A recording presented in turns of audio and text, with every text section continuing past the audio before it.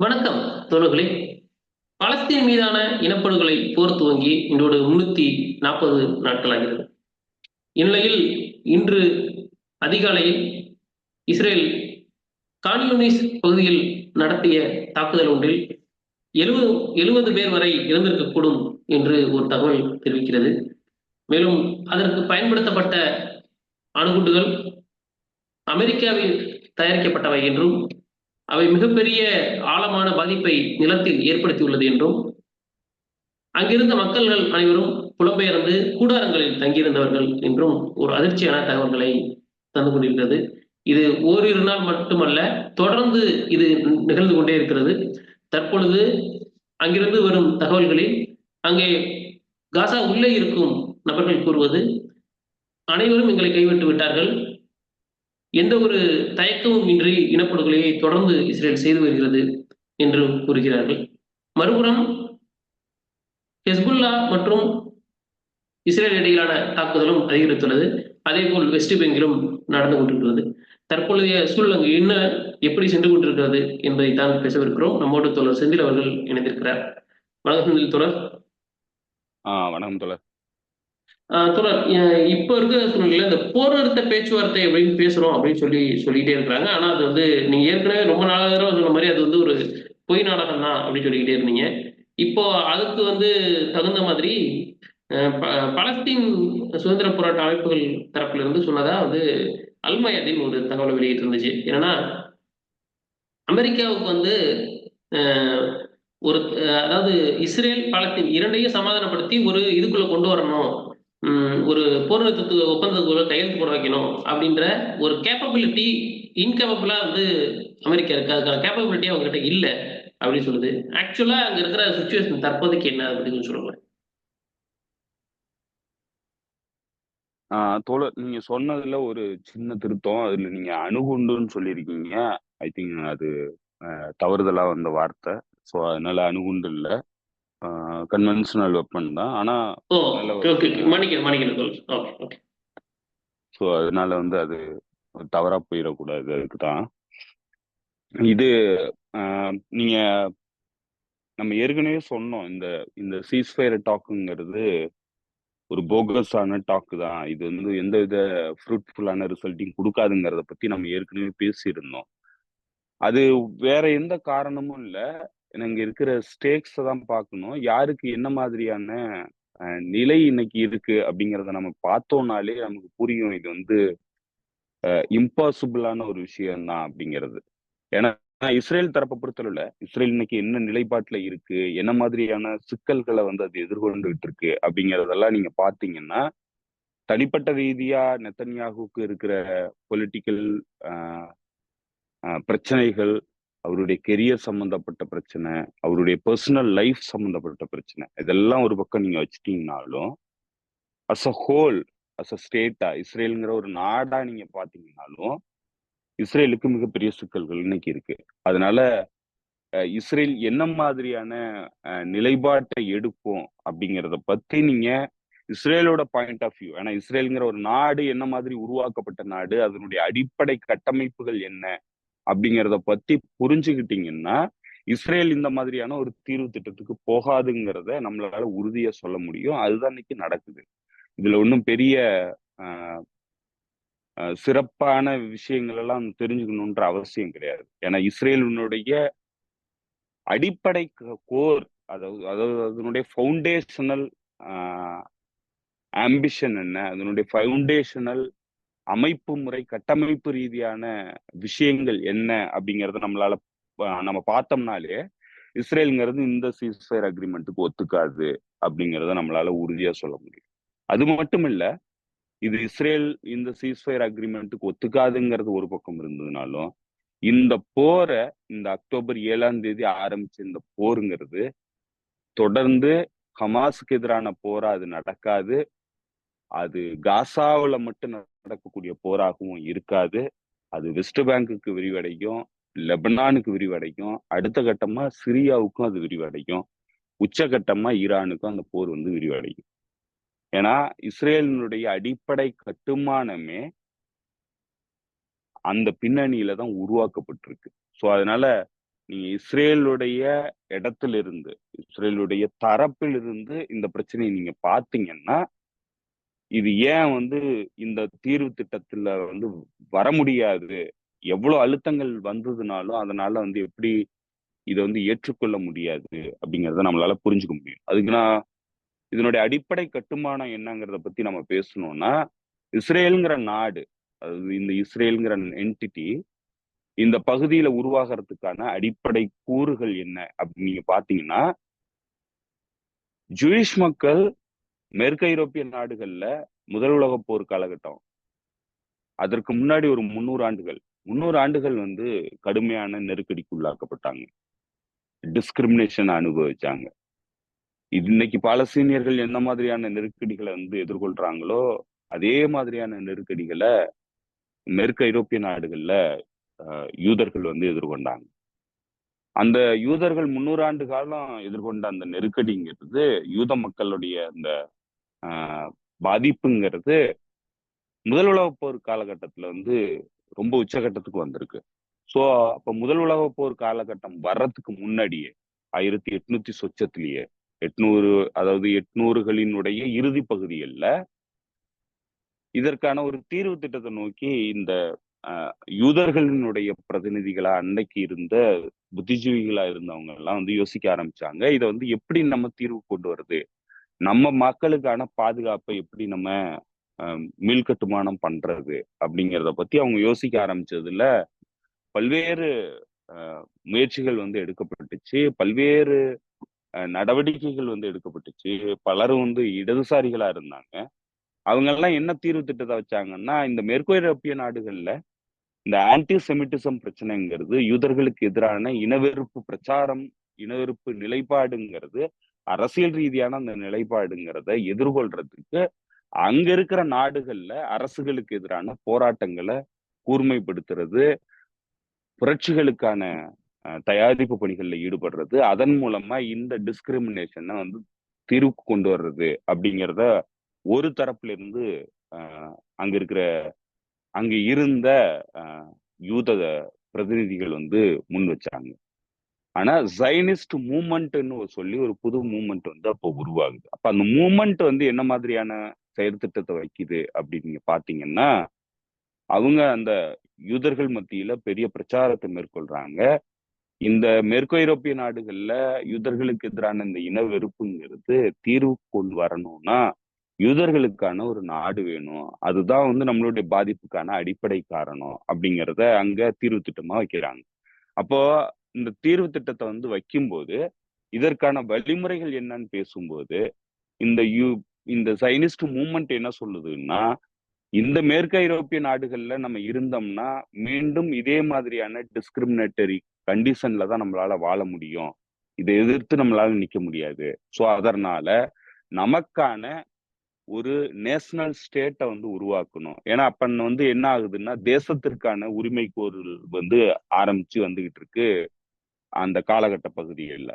அப்போ பலரும் வந்து மொழி ரீதியான நாடுகளுக்கான கோரிக்கைகள்ங்கிறது எழ ஆரம்பிச்சிருக்கு ஐரோப்பிய கண்டம் முழுக்க. அப்படி இருக்கிற ஒரு காலகட்டத்துல யூதர்கள் என்ன சொல்றாங்கன்னா, யூதர்களுக்கான ஒரு தனி நாடை வந்து நம்ம கோரணும், அதுதான் வந்து இதற்கான தீர்வு திட்டம் அப்படிங்கிறத அவங்க முன் வைக்கிறாங்க. அப்போ இந்த முன் வச்ச கோரிக்கைங்கிறது, அவங்க இதை எப்படி அடையணும் அப்படிங்கிற இடத்துல வந்து அவங்க பல்வேறு இடங்களை வந்து சூஸ் பண்றாங்க. அப்ப அவங்க என்ன, எதன் மூலமா வந்து நம்ம இந்த இந்த தீர்வு திட்டத்தை அடைய முடியும் அப்படிங்கிற இடத்துல அவங்க காலனியல் பீரியட்ல தான் வந்து இந்த செயற்திட்டத்தை வந்து அவங்க வைக்கிறாங்க. அப்ப காலனியல் பீரியட்ல காலனியல் பவர்ஸா இருக்கக்கூடிய நாடுகள்ல மிக முக்கியமான நாடா இருக்கிற பிரிட்டன். அப்ப பிரிட்டன்ட்ட வந்து இந்த கோரிக்கையை வச்சு தனங்களுக்கான ஒரு காலனியை நீங்க உருவாக்கி கொடுக்கணும் அப்படிங்கிற அந்த கோரிக்கையை வந்து வைக்கிறதுக்கான முயற்சியில ஈடுபடுறாங்க.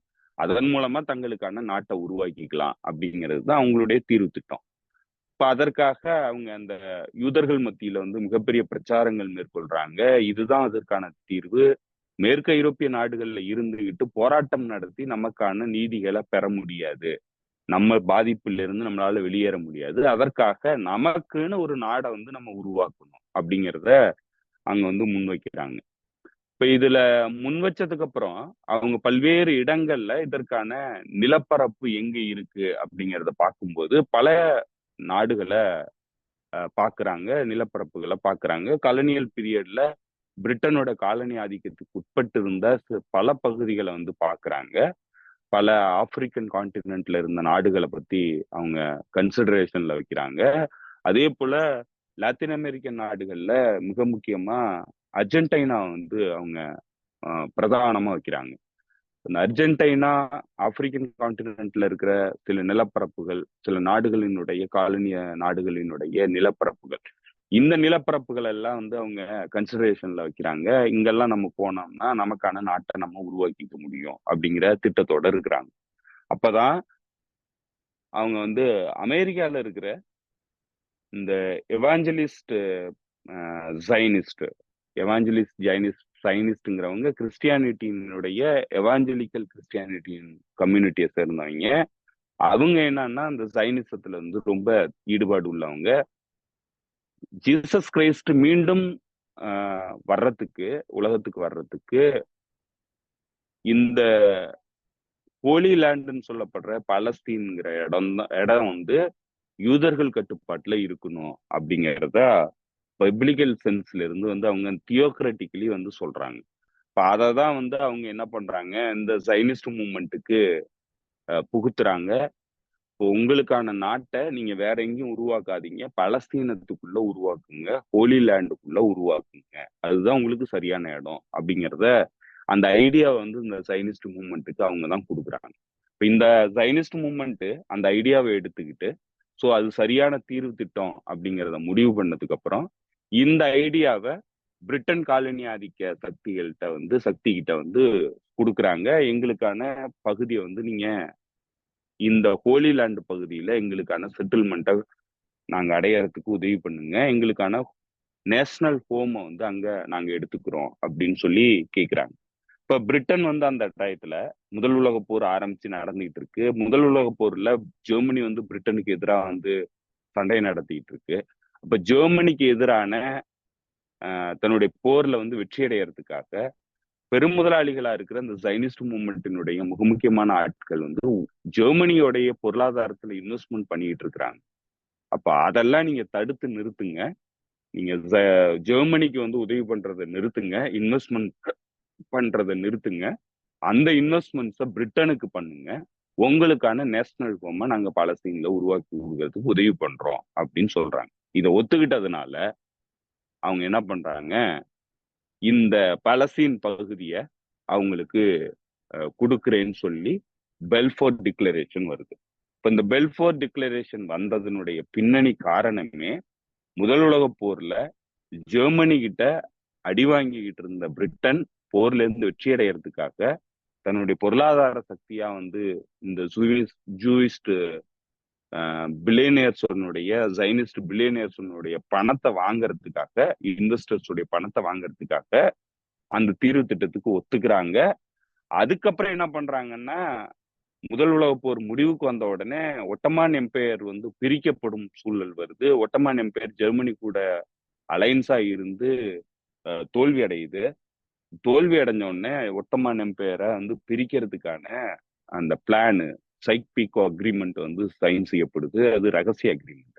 இப்ப இந்த ரகசிய அக்ரிமெண்ட்ல பிரிட்டனுக்கும் பிரான்ஸுக்கும் சமமான பகுதிகளை பிரிச்சுக்கிறதுல போட்டி நடக்கும்போது அந்த இடத்துல தங்களுடைய கரங்களை வலுப்படுத்துறதுக்காக ஜைனிஸ்ட் மூவ்மெண்ட்டை இந்த பகுதியில செட்டில் பண்றதுக்கான முயற்சியில ஈடுபடுறாங்க. ஏன்னா இது ஸ்ட்ராட்டஜிக் இம்பார்ட்டன்டான சூயஸ் கெனால் இந்த பகுதியில இருக்கிறதுனால இந்த பகுதி தங்களுக்கு தேவை அப்படிங்கிற இடத்துலதான் அவங்க என்ன பண்றாங்க, ஜைனிஸ்ட் மூவ்மெண்ட்டை அந்த இடத்துல செட்டில் பண்றதுக்கான அனுமதியை வந்து கொடுக்குறாங்க. இது வந்து அவங்களுக்கு கிடைச்ச அனுமதி, அவங்களுடைய நோக்கம். இப்ப ஜைனிஸ்டுகளுடைய நோக்கங்கிறது தங்களுக்கான பாதுகாப்பு மேற்கு ஐரோப்பிய நாடுகள்ல இல்ல, அதற்கான பாதுகாப்பான ஒரு பகுதிங்கிறதும் இல்ல பாதுகாப்பான தீர்வுங்கிறதும் தங்களுக்கான தனி நாடுதான் அப்படிங்கிறது தான் அவங்களுடைய கோரிக்கை. இப்ப இந்த தனிநாடு எங்க உருவாகணுங்கிறதுலதான் அமெரிக்கால இருந்த எவாஞ்சலிக்கல் ஜைனிஸ்ட் கொடுத்த ஐடியாவின் பிரகாரம் பிரிட்டனுடைய ஸ்ட்ராட்டஜிக் நலன் சார்ந்து அவங்க ஒத்துக்கிட்டதுனால பாலஸ்தீன்ல இந்த நிலப்பரப்பை வந்து அவங்க உருவாக்குறாங்க. பாலஸ்தீன்ல கொடுக்குற இந்த நிலப்பரப்புக்கு என்ன மாதிரியான ஐடென்டிட்டி வந்து பிரிட்டன் ஏகாதிபத்தியம் அன்னைக்கு கொடுக்குதுன்னா, அது தெரிஞ்சே கொடுக்கப்பட்டதுதான் நேஷனல் ஹோம் அப்படிங்கிறாங்க. அன்னைக்கு நேஷனல் ஹோம்ங்கிற ஒரு கான்செப்டே கிடையாது. சர்வதேச அரங்கில் அது அக்ரி செய்யப்பட்ட கான்செப்டும் கிடையாது. புது கான்செப்ட். நேஷனல் ஹோம்ங்கிற கான்செப்ட் எங்கேயுமே வந்து அக்ரி பண்ணப்பட்டது இல்லை. நீங்க வந்து நேஷனல் ஸ்டேட், அதாவது உங்களுக்கான தனிநாடுங்கிறது ஸ்டேட். ஆனா இவங்களுக்கு என்ன சொல்லி கொடுக்குறாங்கன்னா நேஷனல் ஹோம் அப்படின்னு சொல்லி கொடுக்குறாங்க. இங்க போய் நீங்க செட்டில் ஆயிக்கிங்க அப்படின்னு சொல்றாங்க. இதன் மூலமா பிரான்ஸு கிட்ட இருந்து இந்த பகுதியை தங்களுடைய கட்டுப்பாட்டுல கொண்டு வர்றதுக்கான பேரத்துல வந்து வலு சேர்க்கறதுக்காக ஜைனிஸ்ட் மூவ்மெண்ட்டை செட்டில் பண்ணியிருக்கிறாங்க. இப்போ இதுல ஜைனிஸ்ட் மூவ்மெண்ட்டினுடைய நோக்கம் அப்படி நீங்க பாத்தீங்கன்னா, யூத மக்களுக்கு வந்து 300 ஆண்டுகள் அந்த மேற்கு ஐரோப்பிய நாடுகள்லயும் கிழக்கு ஐரோப்பிய நாடுகள்லயும் மிகப்பெரிய பாதிப்புகள் ஏற்பட்டிருக்கு. அவங்கள பாதுகாக்கிறதுக்கான ஒரே ஒரு வழி தங்களுக்கான நாடு, தங்களுடைய நாடு இருந்ததுன்னா மட்டும்தான் யூதர்களை பாதுகாத்துக்க முடியும் அப்படிங்கிறது தான் ஃபர்ஸ்ட் கண்டிஷன். இப்ப இந்த இஸ்ரேல் நாடு உருவாகிறதுக்கான அடிப்படைங்கிறது தங்களுக்கு பாதுகாப்பா இருக்கிறதுக்கான ஒரு நாடு வேணும். அது செக்யூரான நாடா இருக்கும். அதுதான் வந்து அவங்க வந்து யூதர்களுக்கு கொடுத்த கமிட்மெண்ட், யூதர்களுக்கு கொடுத்த ப்ராமிஸ். நாங்க உருவாக்குற நாட்டுக்குள்ள நீங்க வந்தீங்கன்னா உங்களுக்கான பாதுகாப்பை உத்தரவாதப்படுத்துவோம். எந்தவித பாதுகாப்பும் இல்லாம மேற்கு ஐரோப்பிய நாடுகள்ல நீங்க பட்ட துன்பங்களுக்கு எல்லாம் நிரந்தரமான தீர்வுங்கிறது இஸ்ரேல்ல இருக்கிறது தான் அப்படிங்கிறது தான் அவங்க யூத மக்களுக்கு கொடுத்த கமிட்மெண்ட், அந்த ப்ராமிஸ்ங்கிறது. இப்போ நீங்க இஸ்ரேலுங்கிற நாடு அதுக்கப்புறம் உருவாகுது. 48ல பார்ட்டிஷன் பிரிக்கிறாங்க. 48ல அவங்க முழுமையா வந்து தங்களை விடுவிச்சுக்கிட்டு எல்லா ஒட்டுமொத்த பாலஸ்தீனையும் சில பகுதிகளை தவிர மீதி பகுதியை பூரா வந்து பிடிச்சிக்கிட்டு தங்களுக்கான நாடா வந்து அதை அறிவிச்சிடுறாங்க. சர்வதேச அரங்கிலையும் அக்ரி செய்யப்படுது.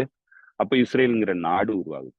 இந்த இஸ்ரேலுங்கிற நாடு உருவாகும் போது ஈவன் தோ அந்த பெல்ஃபோர் டெக்ளரேஷன் அனௌன்ஸ் செய்யப்பட்ட பிறகு இந்த பகுதியில செட்டில் பண்றதுக்கு, இந்த யூத மக்களை செட்டில் பண்றதுக்காக மிகப்பெரிய அளவுக்கு அறிவிப்புகள் கொடுக்குறாங்க. மேற்கு ஐரோப்பிய நாடுகள்லயும் கிழக்கு ஐரோப்பிய நாடுகள்லயும் என்ன சொல்லி கொடுக்குறாங்கன்னா, உங்களுக்கான பாதுகாப்பான நாட்டை நாங்க உருவாக்கி இருக்கிறோம், நீங்க வாங்க, அங்க வந்தீங்கன்னா உங்களை வந்து பாதுகாப்பா வச்சிருப்போம்.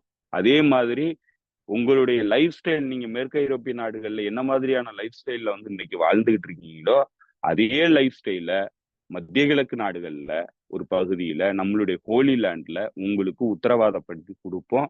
நீங்க வந்தீங்கன்னா நீங்க அங்க பாதுகாப்பா இருக்கலாம்.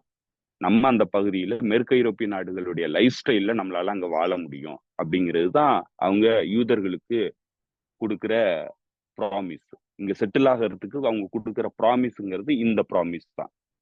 இப்போ இந்த ப்ராமிஸின் அடிப்படையில தான் யூதர்கள் வந்து இந்த நாட்டுக்குள்ள வர்றாங்க. இப்ப இதுல இருக்கிற எல்லாருமே அன்னைக்கு ஜைனிஸ்ட் கிடையாது. ஜைனிஸ்ட் மூவ்மெண்ட் தான் இந்த ப்ராமிஸ வந்து யூதர்களுக்கு கொடுக்குது.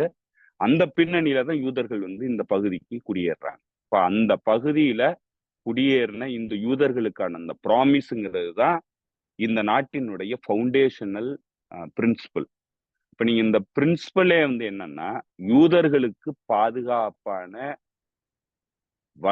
வளமான ஒரு வாழ்க்கை வாழக்கூடிய மேற்கு ஐரோப்பிய நாடுகள்லயும் கிழக்கு ஐரோப்பிய நாடுகள்லயும் என்ன மாதிரியான வாழ்க்கை முறையோட நீங்க வாழ்றீங்களோ அதே வசதி வாய்ப்புகளோட உங்களுக்கு வாழ்றதுக்கான ஒரு பகுதி, உங்களுக்கு பாதுகாப்பான பகுதி, 300 ஆண்டுகள் நீங்க பட்ட துன்பத்துக்கான ஒரே தீர்வுங்கிறது இந்த நாட்டுக்கு நீங்க வர்றதன் மூலமா தான் இருக்கு. அதை நாங்க உத்தரவாதப்படுத்தி கொடுக்குறோம். அப்பதான் நம்மளால வந்து நம்மளை பாதுகாத்துக்க முடியும் அப்படிங்கிற இந்த ப்ராமிஸின் பின்னணியில தான் இந்த நாடு உருவாயிருக்கு. இந்த பின்னணியில தான் இங்க வந்து மக்கள் வந்து செட்டில் ஆயிருக்காங்க. இப்போ அக்டோபர் 7ங்கிறது இந்த ஃபவுண்டேஷனல் ப்ராமிஸ், இந்த நாடு உருவாகிறதுக்கான ஃபவுண்டேஷனல் ப்ராமிஸ வந்து உடைச்ச இன்ஸ்டன்ட், கம்ப்ளீட்டா உடைச்சிருக்கு. என்னன்னா, இங்க பாதுகாப்பான நாடுன்னு சொல்லிட்டு இருந்தது வந்து இல்ல, யூதர்களுக்கு உலகத்துல வேற இடங்கள்ல இருக்கிற பாதுகாப்பு கூட இஸ்ரேலுக்குள்ள கிடையாது அப்படிங்கிற நிலைய வந்து உருவாக்குனதுங்கிறது அக்டோபர் 7. அதே போல அதற்கு பதிலீடா இஸ்ரேல் வந்து வழக்கமா தான் நிகழ்த்திக்கிட்டு இருந்த இந்த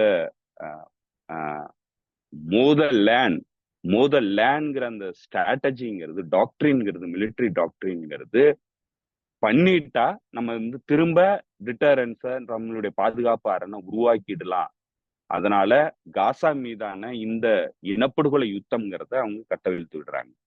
இப்போ எக்ஸ்டர்மினேஷன் பண்ணுங்கிறத வந்து நோக்கமா வச்சு லேண்ட் அப்படிங்கிற அந்த மிலிட்டரி டாக்டரினை பயன்படுத்தி இந்த பகுதியில வந்து தங்களுக்கான டிட்டரன்ஸை மீண்டும் உருவாக்கலாங்கிற அந்த முயற்சிங்கிறது 11 மாதங்களுக்கு பிறகு கம்ப்ளீட்டா தோல்வி அடைஞ்சிருக்கு. ஹமாஸை ஒண்ணும் பண்ண முடியல. இன்னும் தாக்குதலை வந்து அவங்க தொடர்றாங்க. இன்னும் வந்து அவங்களுடைய கேடர்ஸ் லெவல் வந்து அதிகமாயிருக்கு, எண்ணிக்கைகள் அதிகமாயிருக்கு. இன்னும் வந்து அவங்களால ஹமாஸினுடைய டனல் நெட்வொர்க்கை வந்து எதுவும் பண்ண முடியல.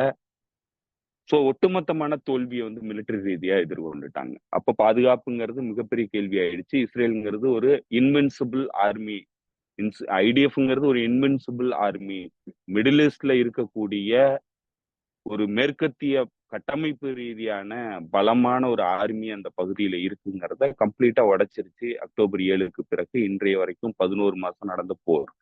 அதே போல வடக்கு பகுதிகளில் இருந்த செட்டிலர்ஸ் அவங்க எல்லாம் வெளியேறி போனவங்க 11 மாசம் ஆகுது, திரும்ப வந்து உள்ளுக்கு வர முடியல. ஹெஸ்புல்லாவுடைய தாக்குதல்ங்கிறது இன்னும் தொடருது. அப்போ அங்கேயும் வந்து அவங்களால பாதுகாப்பு உத்தரவாதப்படுத்த முடியல. அவங்களுக்கு செட்டில்மெண்ட்டை மீண்டும் உருவாக்கி கொண்டு வந்து அங்க நிறுத்த முடியல. இப்போ ஹெஸ்புல்லா, ஹமாஸ் 2 அமைப்புங்கிறது காசாலையும் லெபனான் எல்லையிலையும் இருந்து இஸ்ரேலை வந்து மீண்டும் வந்து பாதுகாப்பு இல்லாம இன்றைய வரைக்கும் வச்சுக்கிட்டு இருக்கு. இப்ப இந்த நிலையில இப்படி ஒரு பாதுகாப்பு இல்லாத ஒரு சூழல் இருக்குதுன்னா, எப்படி இவங்க கொடுத்த அந்த ஃபவுண்டேஷனல் ப்ராமிஸை வந்து அவங்களால காப்பாத்திக்க முடியும்? ஸோ இந்த ஃபவுண்டேஷனல் ப்ராமிஸ்ங்கிறது, யூதர்களுக்கு இவங்க கொடுத்த ஃபவுண்டேஷனல் ப்ராமிஸை ஒரு காலத்திலையும் இவங்களால காப்பாற்ற முடியாதுங்கிறது தான் இந்த 11 மாசத்துக்கு அப்புறம் தெளிவாயிருக்கு.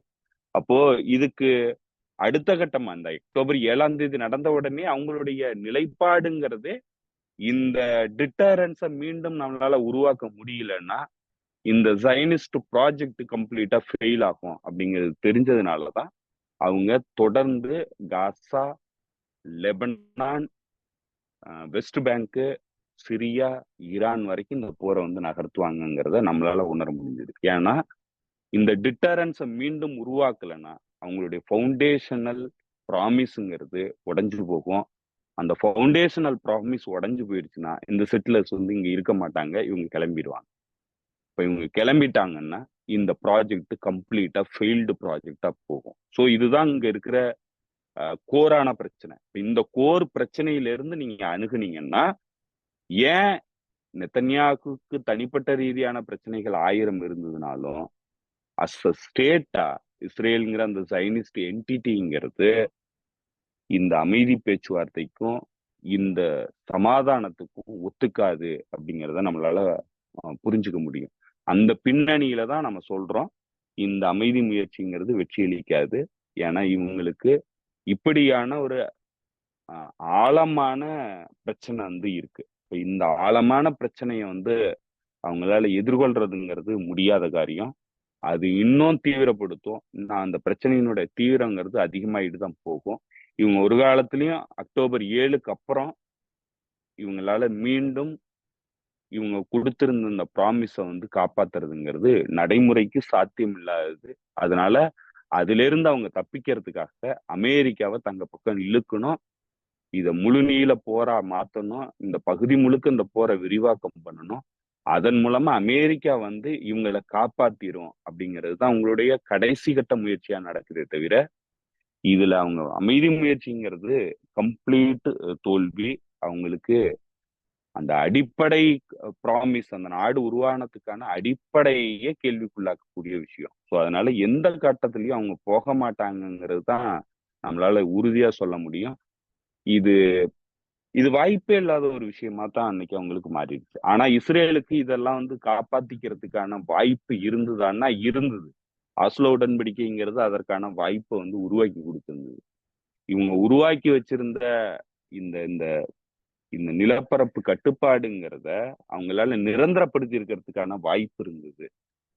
சிறு சிறு அசம்பாவிதங்கள் நடந்திருக்கலாம், சிறு சிறு எதிர்ப்புகள் இருந்திருக்கலாம்.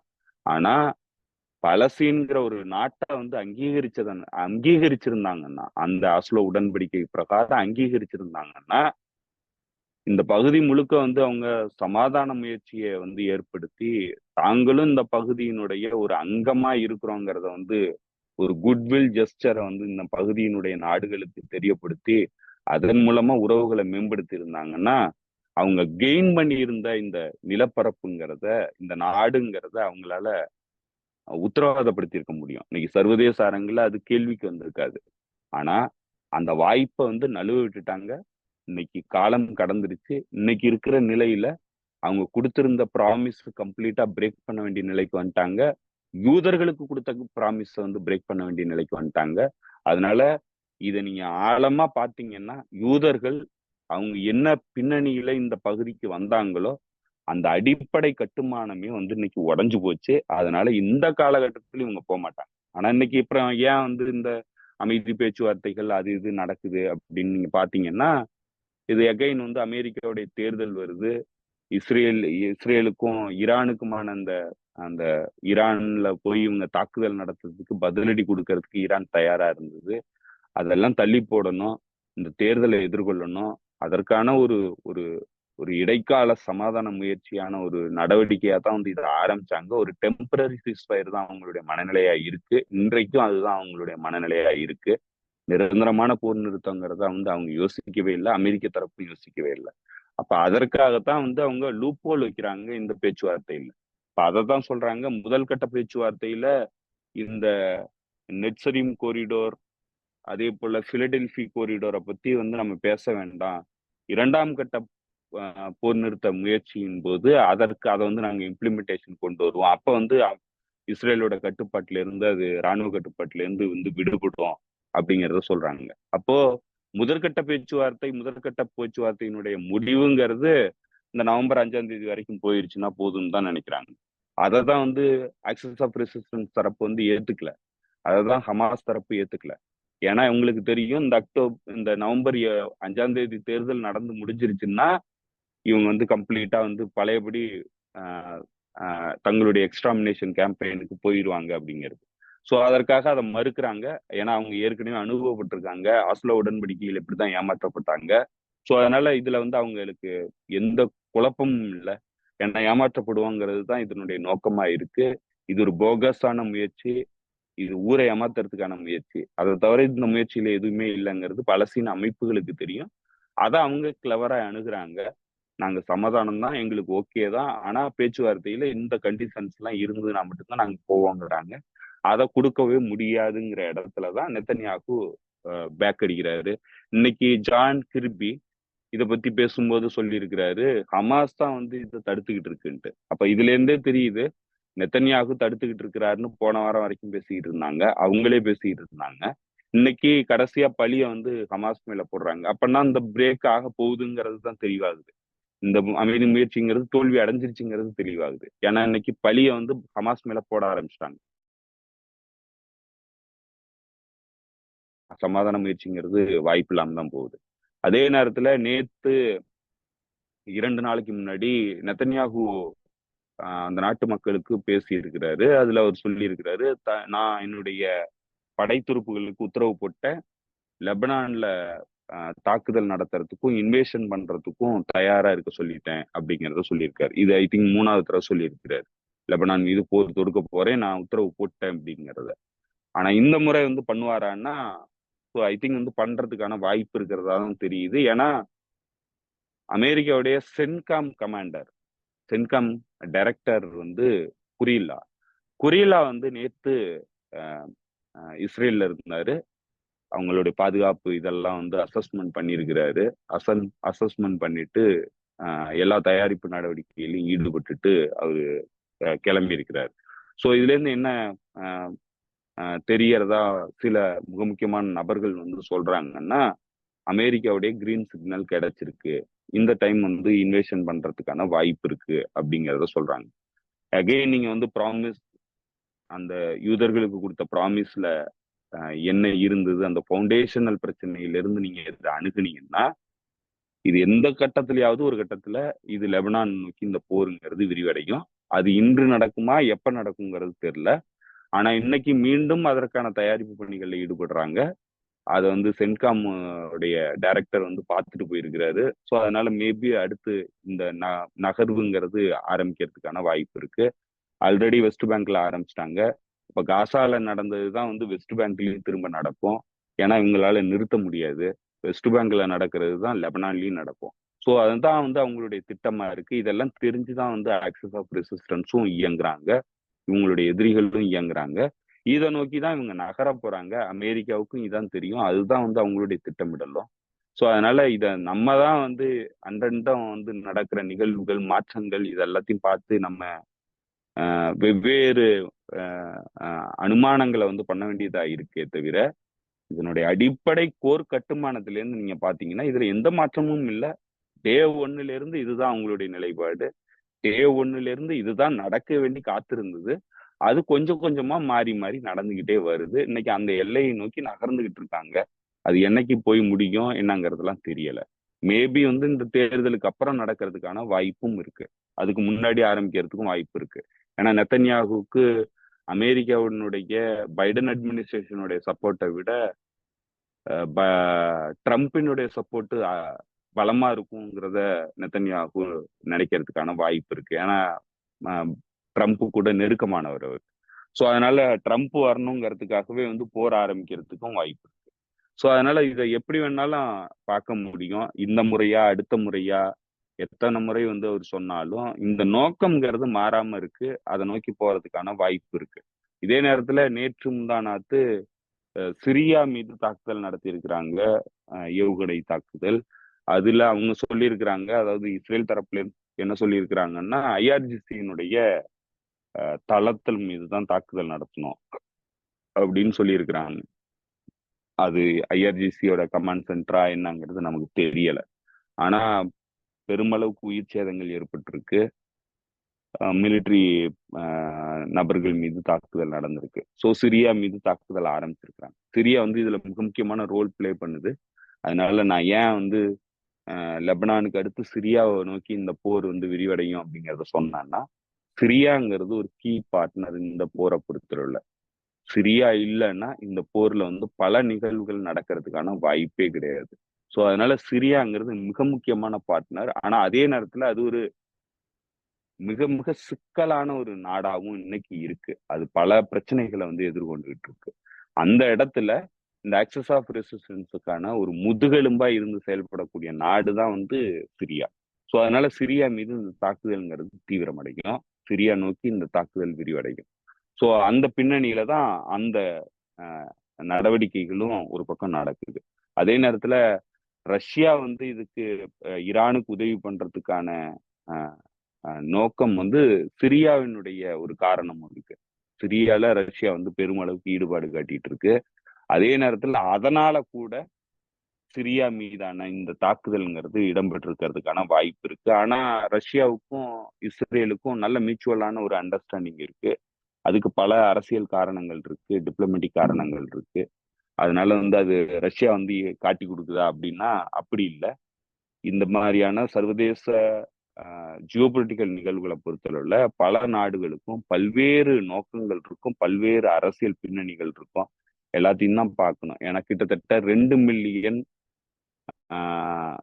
ஜூயிஷ் செட்டிலர்ஸ், ஜூயிஷ் குடியேறிகள் ரஷ்யாவுடைய குடிமக்களா இருந்து வந்தவங்க, சோவியத் யூனியன்ல இருந்து வெளியேறி வந்து குடியேறினவங்க. ஸோ அதனால சோவியத் யூனியன்ல பிடிக்காம வெளியேறினவங்க அங்கிருந்து.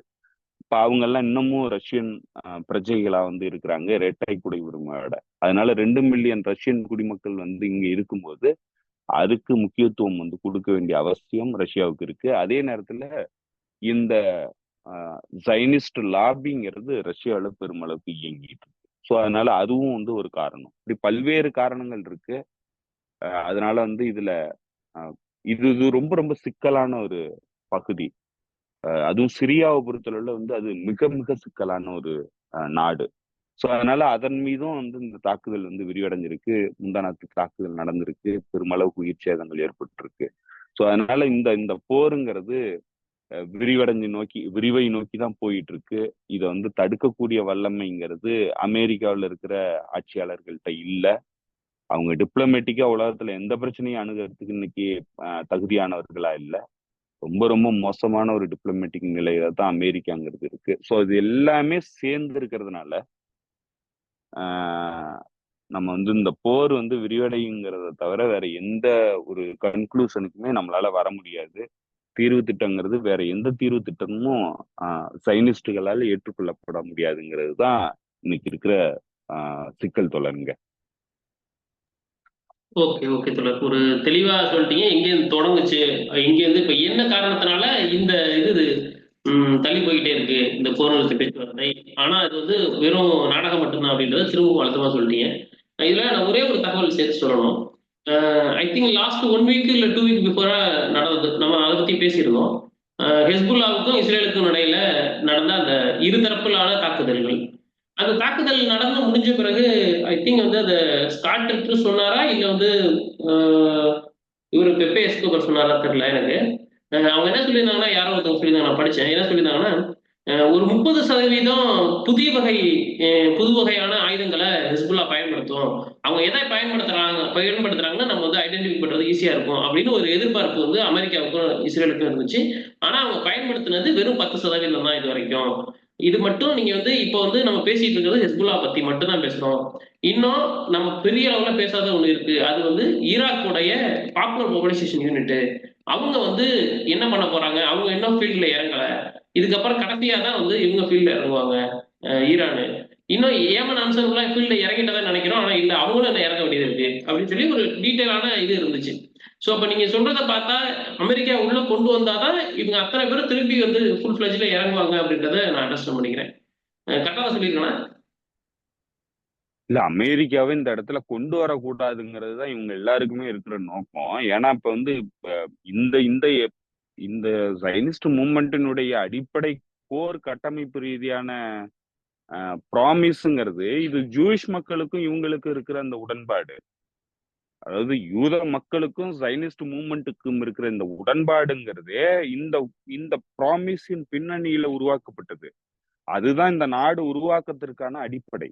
சோ இப்ப இந்த நாடு உருவாக்குறதுக்கான அடிப்படை வந்து இன்னைக்கு கேள்விக்கு வந்ததுக்கு அப்புறம் இவங்கக்குள்ள இருக்கிற இந்த பாண்டுங்கிறது எவ்வளவு நாளைக்கு நீடிக்கும் அப்படிங்கிறது ஒரு மிகப்பெரிய கேள்வி. அதுதான் இன்னைக்கு வந்து உடைய ஆரம்பிக்குது. அந்த பாண்டுங்கிறது இன்னைக்கு உடைய ஆரம்பிக்குது.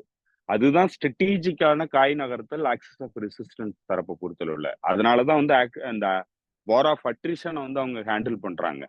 இது ஏன் வந்து விரிவுபடுத்தி உடனடியா அந்த போரை வந்து முடிக்கல அப்படின்னு நீங்க பாத்தீங்கன்னா, வார் ஆஃப் அட்ரிஷன் மூலமா தான் இந்த ஜைனிஸ்டுகளுக்கும் யூதர்களுக்கும் இருக்கிற அந்த பாண்டை வந்து உடைக்க முடியும் அப்படிங்கறத அவங்க தெளிவா புரிஞ்சு வச்சிருக்கிறாங்க. அதைத்தான் வந்து அவங்க பண்றாங்க. இப்ப நம்ம நம்ம இவ்வளவு நேரம் பேசுனதனுடைய பின்னணி அடிப்படைங்கிறது இந்த பாண்டு தான். இந்த பாண்டு தான் இந்த நாடு இருக்கிறதுக்கான அடிப்படை. இப்ப இந்த பாண்டை உடைக்கிறது தான் ஸ்ட்ராட்டஜிக்கான காய் நகர்த்தல். இப்ப இந்த பாண்டை உடைக்கணும்னா இந்த ப்ரெஷரை வந்து இன்க்ரீஸ் பண்ணிக்கிட்டே இருக்கணும். இந்த ப்ரெஷரை வந்து விடவே கூடாது. இப்ப இந்த ப்ரெஷர் வந்து விடலைன்னா இது இப்படியே தொடரும் போது அவங்களுக்கு கொடுத்திருந்த அந்த ப்ராமிஸ் வந்து உடையறதுனால அவங்களுக்கும் இவங்களுக்கும் இருக்கிற அந்த பாண்டு வந்து உடையும். அந்த பாண்டு உடைஞ்சதுன்னா இதை பிரிட்ஜ் பண்றதுக்கான முயற்சிங்கிறது வலதுசாரி தரப்புனால எடுக்கப்படுது. அது மலேசியாவா வந்து உருவாகிறதுக்கான வாய்ப்பு இருக்கு. அப்படி ஒருவேளை வந்து உருவானுச்சுன்னா இந்த நாட்டுக்குள்ள உள்நாட்டு போர் வந்து வெடிக்கும். இப்ப இந்த அஸ்கனாட்சி ஜூஸ் வந்து, அதாவது மேற்கு ஐரோப்பிய நாடுகள்ல இருந்து குடியேறின இந்த ஜூவிஷ்களுக்கும் இங்க இருக்கிற தியோக்ரட்டிக்கல் ஃபெனட்டிக்ஸ் பென்குவியர் ஸ்மாட்ரிச் போன்றவர்களுடைய அணிக்கும் ஒரு பெரிய முரண்பாடுங்கிறது தீவிரமடைஞ்சு வருது. அதற்கான பின்னணி காரணமே நான் சொன்ன இந்த ஃபவுண்டேஷனல் ப்ராமிஸ வந்து உடைச்சதுதான். இந்த ஃபவுண்டேஷனல் ப்ராமிஸ் உடைஞ்சு போனதுனால இத தூக்கி நிறுத்துறதுக்கும், இல்ல இந்த ப்ராமிஸ் உடைஞ்சிருச்சு அதனால இனிமே வந்து இதுல நிக்க முடியாது அப்படிங்கிற ஒரு மனநிலை உருவாகிறதும், இது ரெண்டும் சேரும்போது இங்க வந்து முரண்பாடுகள் தீவிரமடைஞ்சு இது ஒரு உள்நாட்டு போரை நோக்கி நகருது. அதைத்தான் வந்து ஆக்சிஸ் ஆஃப் ரெசிஸ்டன்ஸ் ஸ்ட்ராட்டஜிக்கலா நகர்த்துறாங்க. இப்ப இந்த ப்ரெஷருங்கிறது அதை நோக்கி தான் போகுது. அப்போ இந்த ப்ரெஷர் இவங்களுக்குள்ள சைனிஸ்ட் மூவ்மெண்ட்டுக்கும் யூதர்களுக்கும் இருந்த பாண்டு உடைஞ்சுகிட்டு இருக்கிற இந்த காலகட்டத்துல அமெரிக்கா வந்து காப்பாத்துறதுக்கு வந்து காப்பாத்துச்சுன்னா இந்த பாண்டு உடையறதுங்கிறது அவங்க ஏற்கனவே சைனிஸ்ட் மூவ்மெண்ட் யூதர்களுக்கு கொடுத்த அந்த ப்ராமிஸ் மீண்டும் காப்பாற்றப்படுறதுக்கான வாய்ப்பு இருக்கு. அவங்க சொன்னது மாதிரி நாங்க அவங்கள பாதுகாப்போம் அப்படின்னு சொன்னதனுடைய பின்னணிங்கிறது அன்னைக்கு இந்த ஸ்டேட் உருவாகிறதுக்கு காரணமா இருந்தது பிரித்தானிய ஏகாதிபத்தியம். இந்த பிரித்தானிய ஏகாதிபத்தியத்தோட நம்பிக்கையின் பேர்ல தான் அவங்க இந்த ப்ராமிஸ கொடுத்தாங்க. பிரித்தானிய ஏகாதிபத்தியம் நம்ம கூட இருக்கு, அதனால நம்ம அங்க போனோம்னா பாதுகாப்பா இருக்க முடியும், நமக்கு எந்த ஆளும் வந்து பிரிட்டானிய ஏகாதிபத்தியம் வந்து நமக்கு உதவி பண்ணும் அப்படிங்கிறது தான் அவங்க அவங்களுக்கு கொடுத்த ப்ராமிஸ். அதே மாதிரி பிரித்தானிய ஏகாதிபத்தியம் வந்து முடிவுக்கு வந்ததுக்கு அப்புறம் அமெரிக்க ஏகாதிபத்தியத்தினுடைய கையில வந்து இவங்க போயிட்டாங்க. அதனால அமெரிக்க ஏகாதிபத்தியம் இவங்களுக்கான பாதுகாப்பு உத்தரவாதப்படுத்துது. இப்போ அமெரிக்க ஏகாதிபத்தியம் இன்னைக்கும் நம்மள்ட்ட இருக்கு, இன்னைக்கும் நம்மளுடைய பாதுகாப்பு அது உத்தரவாதப்படுத்துது அப்படிங்கிற நிலை வந்துருச்சுன்னா இந்த சைனிஸ்டுகள் வந்து இந்த ப்ராமிஸை வந்து முறிக்க வேண்டிய கட்டாயம் வராது. அப்ப அமெரிக்கா வந்து இந்த ப்ராமிஸை வந்து மீண்டும் காப்பாத்துறதுக்கான சூழ்நிலை வரும். அப்ப அதை அனுமதிக்க கூடாதுங்கிறதுக்காக தான் இவங்களுடைய ஸ்ட்ராட்டஜிக் காய் நகர்த்தல அமெரிக்காவை இதுக்குள்ள கொண்டு வராம இந்த ப்ராமிஸை வந்து உடைச்சு இந்த பாண்டை வந்து உடைக்கணுங்கிறது தான் இவங்களுடைய ஸ்ட்ராட்டஜிக் காய் நகர்த்தல். ஓகே ஓகே பர்ஃபெக்டா புரிஞ்சிருச்சு. இப்பதான் இந்த கடைசி இந்த பாயிண்ட் சொன்ன பிறகுதான் எனக்கு இந்த டோட்டல் பிக்சரும் அண்டர்ஸ்டாண்ட் ஆகுது. Okay okay okay. உங்க நேரத்துக்கு மிக்க நன்றி தோழர். வேதா தோழர்களுக்கு சொல்லணுமா? இல்ல தோழர், நன்றி. தோழர்களுக்கும் நன்றி. மீண்டும் சந்திப்போம் தோழர்களே. நன்றி, வணக்கம்.